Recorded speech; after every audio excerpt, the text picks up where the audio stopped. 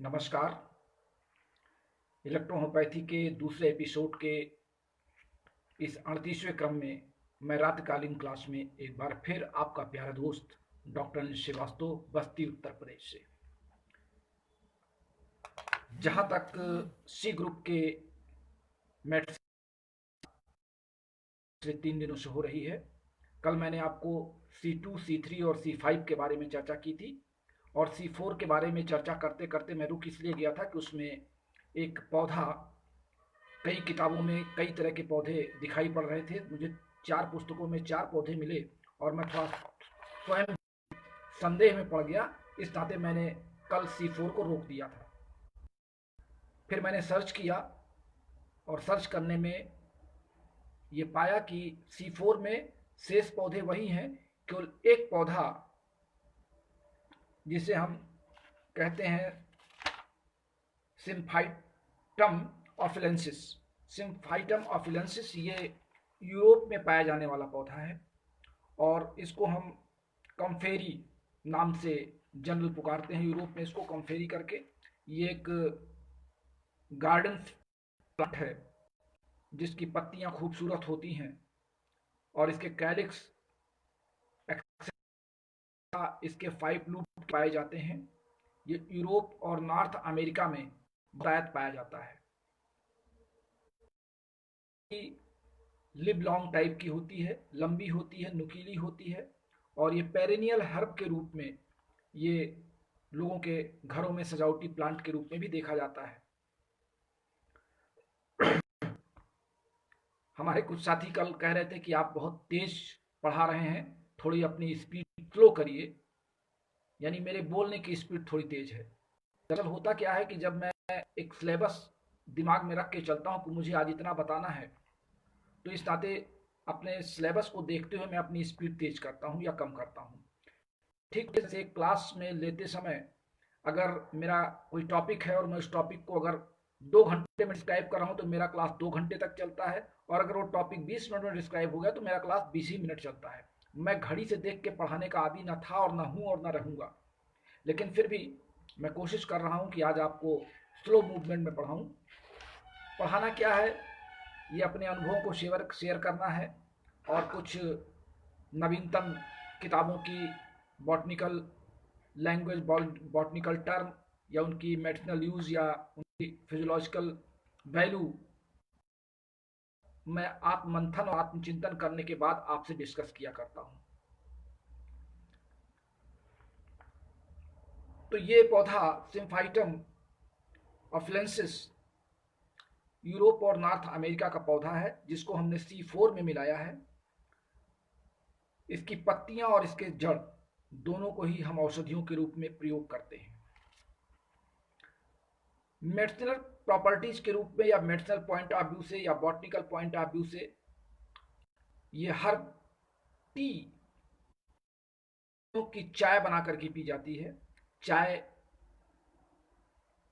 जो चाय की पत्तियां आती हैं आसाम के बागानों से हमारे देश में, उसके स्थान पे यूरोप में और नॉर्थ अमेरिका में इसको टी प्लांट के रूप में भी जाना जाता है और इससे चाय का यूज, चाय पीने के लिए इसको उबाल करके इसको पानी में इसको पीते हैं, यानी ये सेडेटिव भी होता है। चेस्ट एफेक्शन में या ब्रूसलेस सोर्सेज में, जहां पर स्वेलिंग हो जाए, चेस्ट में सूजन आ जाए, चेस्ट में पेन शुरू हो जाए, ऐसी दशा में इस पौधे का रस उबाल करके पीने से यूरोप में और अमेरिका में ये देखा गया है। हमारे कई साथी में लाइन पर हैं, नाम मैं आपका लेना चाहता हूं लेकिन यूट्यूब की बाध्यता है, क्योंकि इसके बाद हम इसको यूट्यूब पर लोड करते हैं तो यूट्यूब ये चाहता है कि हम किसी भी साथी का नाम या थैंक्स ना कहें। यूट्यूब देखने के बाद आप यूट्यूब पर भी अपने लाइक दिया करिए, वहां से आपको थैंक्स मिलता रहेगा। फिलहाल हमारे कुछ साथी लाइन पर हैं, मैं सबका हृदय से अभिवादन करता हूं। आपकी फोटोज भी दिख रही हैं, आपके लाइक की टिप्पणियां भी दिख रही हैं। अभी मैं इस क्लास के बाद फेसबुक पर आप सबको लाइक करूंगा। कफ में, कफ को रिलीज करने के लिए इस पौधे की पत्तियों का उपयोग किया जाता है। रिड्यूस इन्फ्लामेशन, जहां पर इन्फ्लामेशन होता है वहां पे रिड्यूस करने के लिए इसकी पत्तियों का, चूंकि नेटवर्क बार बार आता है और जाता है इस नाते मुझे बीच में गैप करना पड़ता है, इसकी पत्तियों का लेपन, यानी पत्तियों को पीस करके अगर इसका लेपन लगाया जाए तो जो स्वेलिंग होती है, चोट होती है, जहां पर सूजन आती है, वहां पे ये रिड्यूस करता है। अब बात आती है C4 के इलेक्ट्रोहोम्योपैथी के दृष्टिकोण से C4 औषधि को क्या स्थान दिया गया। वास्तव में C4 की दवा हार्डनेस ऑफ टिश्यू, इसको ध्यान से सुनिएगा, हार्डनेस ऑफ टिश्यू पर इसका प्रयोग किया गया है। अब चूंकि बॉडी में हमारा कनेक्टिव टिश्यू, हमने आपको दो प्रकार के कनेक्टिव टिश्यू बताए थे, एक बताया था ब्लड और दूसरा बताया था बोन। ब्लड हमारा वेस्कुलर कनेक्टिव टिश्यू है और बोन हमारा डायरेक्टली कनेक्टिव टिश्यू है। दोनों ही कनेक्टिव टिश्यू के अंतर्गत रखे गए हैं। बोन भी छोटी छोटी कोशिकाओं से मिलकर बना है, ब्लड भी छोटी छोटी कोशिकाओं से मिलकर बना है, और ब्लड पूरा का पूरा एक कनेक्टिव वेस्कुलर टिश्यू माना गया है। और ब्लड और बोन, जैसा कि आपको पता है कि बोन मैरो से आरबीसी का निर्माण होता है, ब्लड का निर्माण होता है, तो इसका मतलब बोन और ब्लड दोनों एक दूसरे के इंटरकनेक्टेड हैं। दोनों की जो कार्यप्रणाली है वो एक दूसरे से इंटरकनेक्टेड है, और ऐसी दशा में जहां पर भी टफनेस होती है, कड़ापन होता है, उन स्थानों को कम करने के लिए, उसके स्वेलिंग को कम करने के लिए हम C4 को याद करते हैं। वैसे तो यूजुअली C4 को बोन की मेडिसिन मानी गई है इलेक्ट्रोहोम्योपैथी के दृष्टिकोण से, और हम लोगों ने अपने अनुभव में भी इस बात को सराहा है कि C4 की मेडिसिन केवल और केवल बोन पर्पस के लिए, यानी बोन से संबंधित सारे रोगों के लिए है।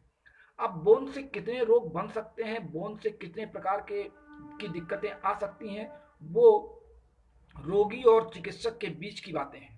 यानी रोगी अपनी कंप्लेंट करता है, उसको बोन से संबंधित क्या प्रॉब्लम है, जैसे बोन का सड़ना, बोन का ब्रेकेज होना, बोन का टेढ़ा होना, बोन का दुबला होना, बोन में कोई एब्सेस होना, बोन का कोई भाग रप्चर्ड होना, ये बोन की। लेकिन अब बोन के तरीके दो प्रकार का होता है, एक हार्ड बोन, एक सॉफ्ट बोन। सॉफ्ट बोन को हम कार्टिलेज कहते हैं। जैसे हमारे कान की जो हड्डियां हैं ये कार्टिलेज की बनी है, हमारे नेजल के पास आसपास की ये हड्डियां कार्टिलेज की बनी है। तो और हार्ड बोन आपके बॉडी में सभी जगह है, यानी हम इसीलिए बोन और कार्टिलेज दो की चर्चा करते हैं, और दोनों ही कनेक्टिव टिश्यू में, एक में दोनों में ओसिन सॉफ्ट और स्टिफनेस की बात है, कार्टिलेज और ओसिन दोनों का मिला जुला असर बोन और कार्टिलेज में होता है।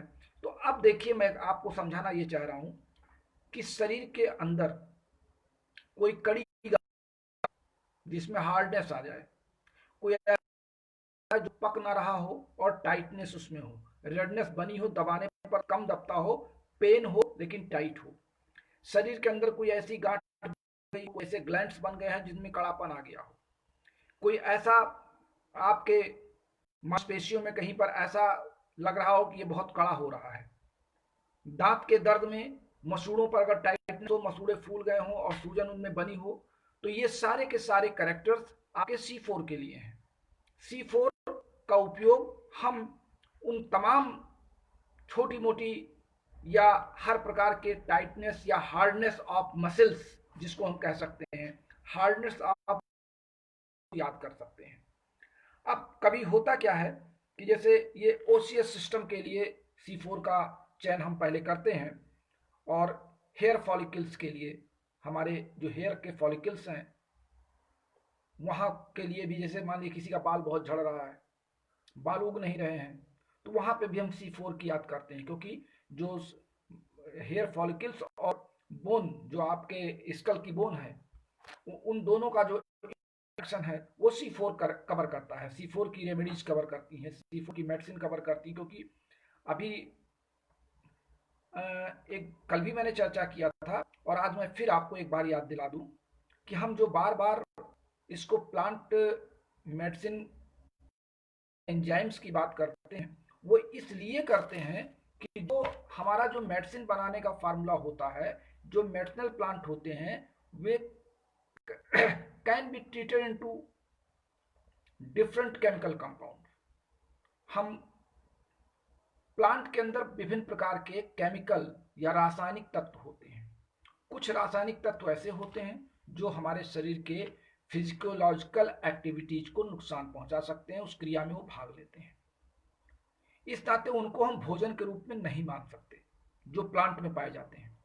और कुछ केमिकल कंपाउंड में ऐसे होते हैं जो हमारे फिजियोलॉजिकल एक्टिविटीज में भाग नहीं लेते किंतु उनको लाभ पहुंचाते हैं। वो केमिकल कंपाउंड्स हम एज एंजाइम्स ट्रीट करते हैं और ये केमिकल कंपाउंड्स जब एज एंजाइम्स हमारे फूड के रूप में या मेडिसिन के रूप में हमारे शरीर में पहुंचते हैं तो ये play predominant role in electrohomeopathy as a medicine. ये बार बार मैं आपको समझाना चाहता हूं और मेरे समझाने का तरीका भी यही है कि मैं ये कहना चाहता हूं कि पौधों में विभिन्न प्रकार के कंपाउंड पाए जाते हैं। कुछ केमिकल कंपाउंड ऐसे होते हैं जो हमारे शरीर की कोशिकाओं को, ऊतकों को, टिश्यू फ्लूइड को नुकसान पहुंचाते हैं, तो उनको हम भोजन के रूप में या मेडिसिन के रूप में नहीं ले सकते। लेकिन कुछ केमिकल कंपाउंड्स ऐसे होते हैं जो हमारे शरीर के फिजियोलॉजिकल एक्टिविटीज को, हमारे टिश्यू को, टिश्यू फ्लूइड को लाभ पहुंचाते हैं। उनके फिजियोलॉजिकल एक्टिविटीज में भाग नहीं लेते लेकिन उनकी मदद करते हैं उनको लाभ देने में। तो ऐसे केमिकल कंपाउंड हमारे शरीर में एंजाइम्स के रूप में प्रवेश करते हैं, चाहे वो हम भोज्य पदार्थों के माध्यम से भी प्राप्त कर लेते हैं और अगर उनमें कमी हमारी आ रही है तो हम एज ए मेडिसिन, इलेक्ट्रोहोम्योपैथी की मेडिसिन को एज एंजाइम्स के रूप में जो हम शरीर में प्राप्त करते हैं तो ये जाकर के हमारे संबंधित अंग में अपनी कार्य प्रणाली से एज ए कैटालिस्ट, एक उत्प्रेरक के रूप में ये कार्य करके हमारे फिजियोलॉजिकल एक्टिविटीज को चेंज करते हैं। चेंज का मतलब घटे हुए को बढ़ाना और बढ़े हुए को घटाना, यानी होम्योस्टेसिस में ला करके बॉडी के छोड़ते हैं। तो ऐसी दशा में जब हम C4 की याद करते हैं तो C4 हमारे बोन से संबंधित जितनी एक्टिविटीज हैं उन सब में C4 की जरूरत होती है। और C4 के साथ हम आपको एक और मोटा फार्मूला बताएं कि C4 के साथ अगर आप Re मिला दें C4 के साथ अगर Re को मिला दीजिए तो Re के मिलाते ही C4 की एक्टिविटीज अपने से 70 गुना बढ़ जाती है काम करने की। तो जहां पे हार्डनेस होती है, अगर हमने C4 याद किया, कहीं मान लिया आपके गई या आपके एड़ी में कड़ापन आ गया या पाइल्स जहां पर होता है, बवासीर में जो मस्से बनते हैं वहां पर हार्डनेस आपको लग रही है कि ब्लड वहां पर भरा हुआ है लेकिन टाइट है, उसमें पिलपिलापन नहीं है, ब्रेस्ट में गांठें बन गई हैं, ओवरी में सिस्ट बन गया है, आपके किडनी में कोई सिस्ट बन गया है या पैंक्रियाज के पास आपको कोई दिक्कत है, एलिमेंट्री कैनाल में कहीं पर कोई सिस्ट बना हुआ है, इन सारे के सारे सिस्ट फॉर्मेशन के लिए हम ये कह सकते हैं कि हम C4 का याद करेंगे। जनरल बोन के पेन में तो C4 हम देते ही देते हैं, लेकिन C4 के साथ जब हम S5 और Re मिलाते हैं, चूंकि S5 हमारे यहाँ पेन किलर माना गया है कुल मिलाकर के, तो S5 अगर हम S5 ना दे पाए तो फिर हम कोशिश करते हैं कि हम उसके साथ C7 दे दें, क्योंकि C7 में आपकी C5 और A2 है। तो हम C4 को पेन के S5 के साथ मिला करके Re को अगर देते हैं तो बहुत अच्छा काम करेगा। अगर पेन नहीं है, आमतौर से ये माना जाता है जितनी भी, कभी कभी ऐसे तमाम सिस्ट होते हैं जिसमें पेन नहीं होता है, तो सिस्ट फॉर्मेशन डेवलप कर रहा है, हार्डनेस उसमें बढ़ रही है, तो हमको C4 की याद करनी पड़ती है और C4 हमको देना पड़ता है। अगर हम ये देखें कि जोड़ों का जो दर्द है, हमारे पुराने तमाम तरह की चोट हैं, जिसको आप देहाती भाषा में हमारे उत्तर प्रदेश के पूर्वांचल में बयार कहते हैं, कि जब पूर्वा हवा चलती है तो शरीर के विभिन्न हड्डियों के जोड़ों पर दर्द बढ़ जाता है, जो हमारी पुरानी चोटें होती हैं वो उभर जाती हैं। इसके लिए हमको C4, S5 और Re तुरंत इस्तेमाल करना चाहिए जब आपको लगे कि हम ऐसे तमाम रोगी होते हैं कि अगर पूर्वाई हवा चली इस साइड से तो होता क्या है कि ईस्टर्न जो वेव्स होती हैं वो शरीर में जब लगती हैं तो उससे पुरानी चोट के उभरने के चांसेस ज़्यादा होते हैं। उस समय ब्लड का जो कॉन्स्टेशन होता है, पूर्वा हवा के नाते ब्लड थोड़ा सा हमारा धीमा शरीर में चलता है, क्योंकि पूर्वा हवा पहले तो ठंडी होती है, बाद में उमस करती है, तो वो ब्लड का कॉन्सेंट्रेशन गाढ़ा कर देती है, जिससे हम कभी कभी ऐसा होता है रोगी लेटा हुआ है, कमर से नहीं उठ पा रहा है, पैर में उठ रहा है तो पूरा पैर खोल करके नहीं उठ पा रहा है, घुटने में उसके दर्द कर रहे हैं, हड्डियों में कमर में दर्द बढ़ रही है, कंधे पर दर्द हो रहा है, गर्दन में अकड़न आ रही है, तो ऐसे जगह पे हम C4H5 और A2 का प्रयोग करते हैं, साथ में आरी लगाते हैं, तो इसकी जो कैपेसिटी ऑफ फंक्शन है वो बढ़ जाता है। ओडीमा, ऑस्टोडीमा, हड्डियों में सूजन बढ़ जाना, हड्डियों का अपने अनुपात से अधिक बढ़ जाना, बहुत से हम इसको एंटी कैंसरोसो या बोन टिश्यू के डेवलप रोकने के लिए भी इसका प्रयोग करते हैं। और अगर ये लगता है कि ब्लड रुका हुआ है और दर्द हो रहा है किसी स्थान पे, तो वहां पे हम आरी रोक देंगे, आरी नहीं देंगे, हम वहां पे बीई देंगे, क्योंकि बीई का फंक्शन ही है ब्लड के बहाव को प्रॉपर बनाना, ब्लड सर्कुलेशन को प्रॉपर करना। तो फिर हम C4B और S5 का प्रयोग करेंगे या A और उसके साथ A2 मिलाएंगे, तो बोन के आसपास जो दर्द होगा वो हमारा चला जाएगा। तो हमने आपको C4 के बारे में भी आज एक अच्छा डिस्क्रिप्शन दिया है। C6 और C7 तो आपको मैंने बताया कि ये C5 और A2 का मिश्रण है, तो C5 मैंने आपको बता दिया और A2 आपको बता दिया, तो दोनों के प्लांट मैंने आपको बता दिए, तो कंपाउंड मेडिसिन बताने की अभी आवश्यकता नहीं है। और कंपाउंड मेडिसिन पर मैं कोई लेक्चर आपको दूंगा, उसका कारण मैं आज ही स्पष्ट कर दूं कि जब मैं आपको ओरिजिनल मेडिसिन समझा दे रहा हूं, जैसे मैं आपको C5 मैंने पढ़ा दिया और A2 मैंने पढ़ा दिया, तो C7 को समझाने की आवश्यकता अब नहीं रह गई, क्योंकि C5 और A2 के पौधे आपस में मिला दिए गए तो एक C7 मेडिसिन बना दी गई। तो C7 मेडिसिन के लक्षण C5 और A2 के कंबाइंड लक्षण माने जाएंगे। इस नाते कंपाउंड मेडिसिन वो हर कंपाउंड मेडिसिन है या वो हर कंपाउंड सही माना जाएगा जो एक फिजिशियन अपने देता है।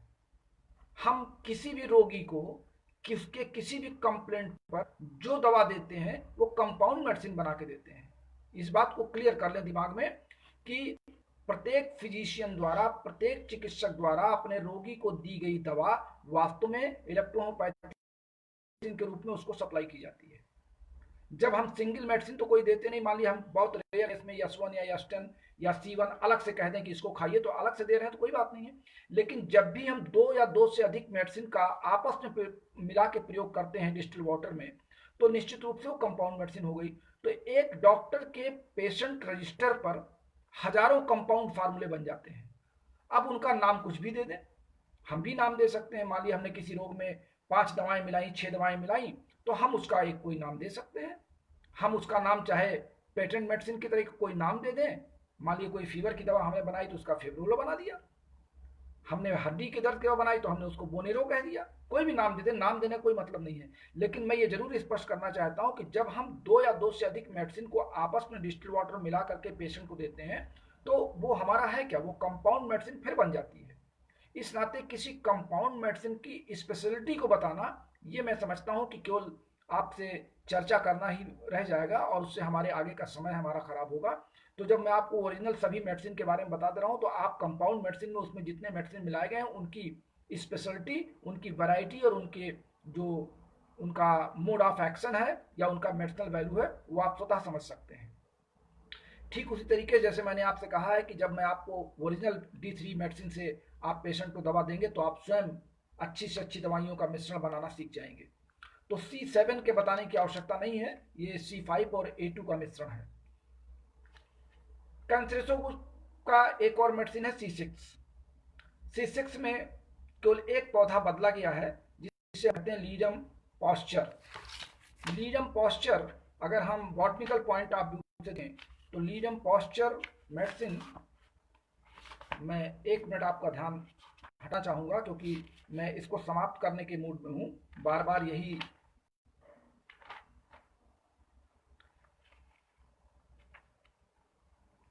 लीडम पॉस्चर मेडिसिन, इसको मार्च हैं, कॉमन नेम इसका मार्च टी है। मार्च के महीने में ये ज्यादा पनपता है, इसके फ्लावर ज्यादा निकलते हैं, इसकी पत्तियां बहुत सुंदर रहती हैं और इसको टी के रूप में लोग प्रयोग करते हैं। इसका कॉमन नेम इसीलिए कहा गया मार्च टी। और ये फैमिली इरिएसी का पौधा है। नॉर्थ टेम्परेट रीजन में, आर्कटिक यूरोप में और एशिया में पाया जाता है। इसमें एवरग्रीन सर्व होता है। लगभग 3 फीट के ब्रॉड स्ट्रक्चर पे यूरोप और एशिया में ये बॉटनिकल गार्डन में उगाया जाता है और देखने में इसके फूल बड़े खूबसूरत होते हैं, छोटे छोटे पिंक कलर के। इसमें ऑब्लॉन्ग कैप्सूल होता है, कंटेन नैरो सीड, इसमें छोटे छोटे बीज पाए जाते हैं। मेडिसिनल वैल्यू में इसकी लीफ को हम लोकली जापान में, जापानी लोग इसको चाय के रूप में प्रयोग करते हैं। इसकी पत्तियों को उबाल करके पीते हैं जापानीज लोग। और एक तरीके से ये चेस्ट कंप्लेंट में, चेस्ट मीन आपके रिप्स में कोई प्रॉब्लम हो, सीने में जकड़न हो, सीने में दर्द हो रहा हो, तो ऐसी दशा में हम इस पौधे की उपयोग चाय में जापानी लोग यूरोप में करते हैं। अब हमने इसको इलेक्ट्रोहोम्योपैथी के प्लांट में मिला दिया तो C6 आपकी कुल मिलाकर के किडनी की टिश्यू रिपेयर मेडिसिन है। हमने आपसे कल भी कहा था कि जो उधर की वैरायटी है 1 number, 2 number, 3 number, 4 number, 6 number, वही C1 में आप उठाते चले जाइए और उसको जोड़ते चले जाइए। यानी फंक्शनल ग्रुप की हर मेडिसिन के साथ टिश्यू ग्रुप की हर मेडिसिन को जोड़ते जाइए, उसके फंक्शन अपने आप निकलते चले जाएंगे। S6 आपकी किडनी की स्पेशली मेडिसिन है तो C6 को उसके साथ जोड़ दिए। जो फंक्शन आपका फंक्शनल मेडिसिन में जो काम किडनी के लिए S6 करेगी, वही काम उसी ऑर्गन के लिए, जो काम वहां पे S6 करेगी वही काम यहाँ पे टिश्यू मेडिसिन के रूप में C6 करेगी। इस नाते C6 के वही सारे काम होंगे जो S6 करता है।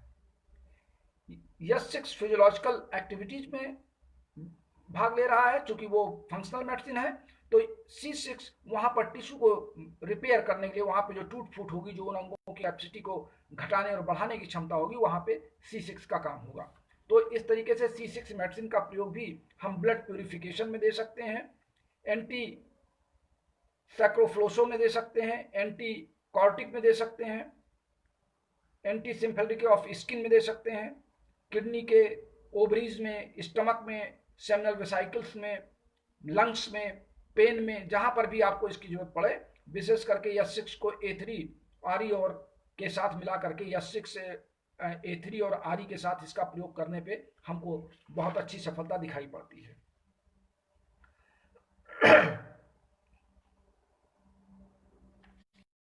मूल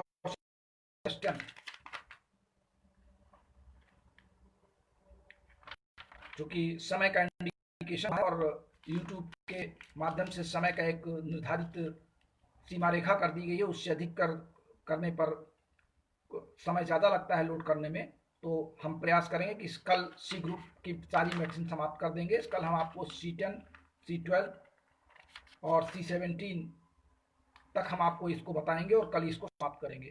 तो फिलहाल C4 और C6 पर हमने आपसे चर्चा की आज। आशा है कि आपको मेरा ये क्लास बहुत अच्छा लगा होगा। मेरा ये प्रयास है कि मैं आप अपने अनुभवों को और जो मैं पीछे आया हूं, मैं उससे आपको शेयर करूं।